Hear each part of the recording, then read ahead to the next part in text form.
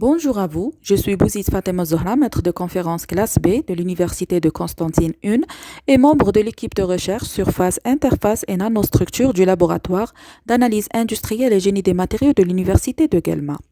Ce poster est réalisé à l'occasion de cette première conférence internationale sur l'énergie durable et les matériaux avancés WIRGLA et résume le travail de recherche qui porte sur Morphological characterization and Rietveld study of nanocrystalline nickel sulfur coatings prepared by electrochemical alliance.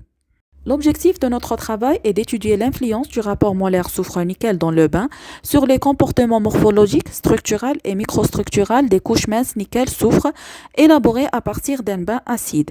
Pour cela, une étude minutieuse basée sur une analyse par la méthode de Rietveld en utilisant le programme MAUD nous a permis de suivre l'évolution de la taille des cristallites, la microdéformation ainsi que les proportions des phases en fonction du rapport molaire soufre-nickel dans le bain. La procédure expérimentale suivie pour l'élaboration des couches minces nickel-soufre est conçue d'une cellule électrochimique qui se compose de 3 électrodes en utilisant un potentiostat galvanostat de type PGP 201. Le tableau 1 montre les conditions opératoires utilisées pour l'élaboration des couches minces. Je vous présente maintenant les résultats obtenus. Commençons par l'évolution de la morphologie des couches minces qui a été suivie par microscopie électronique à balayage MEB. Les résultats présentés sur la figure 2 montrent que les dépôts sont nanostructurés, homogènes et présentent une surface compacte avec des morphologies nodulaires. Et l'augmentation du rapport molaire influence considérablement la taille des grains, conduisant ainsi à une structure plus homogène. La figure 3 affichée représente le meilleur affinement Rietveld des diagrammes de DRX des dépôts obtenus.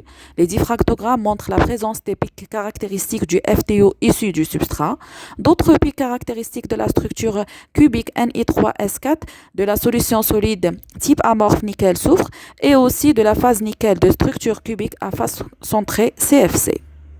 La figure 4 montre que la taille des cristallites de la phase nickel-CFC reste presque constante autour d'une valeur de l'ordre de 14 nanomètres, alors que la taille des cristallites de la phase cubique Ni3S4 diminue avec l'augmentation du rapport molaire. En revanche, on observe sur la figure 5 que le taux de microdéformation de la figure Ni3S4 augmente avec l'augmentation du rapport molaire. Le taux de microdéformation de la phase nickel-CFC présente des valeurs faibles de l'ordre de 0,1% et reste presque constant. L'évolution en fonction du rapport molaire soufre-nickel dans le bain de la proportion relative des différentes phases étudiées est représentée sur la figure 6. L'augmentation monotone de la proportion relative de la phase cubique Ni3S4 aux dépens de la phase nickel-CFC et la solution solide type amorphe nickel-soufre est observée avec l'augmentation du rapport molaire. On conclut donc que des couches minces nickel-soufre ont été élaborées avec succès par électrodéposition sur un substrat en FTO. Les dépôts obtenus sont bien adhérents et présentent une surface compacte de morphologie nodulaire. Et l'augmentation du rapport molaire soufre-nickel dans le bain conduit à la formation d'une structure homogène.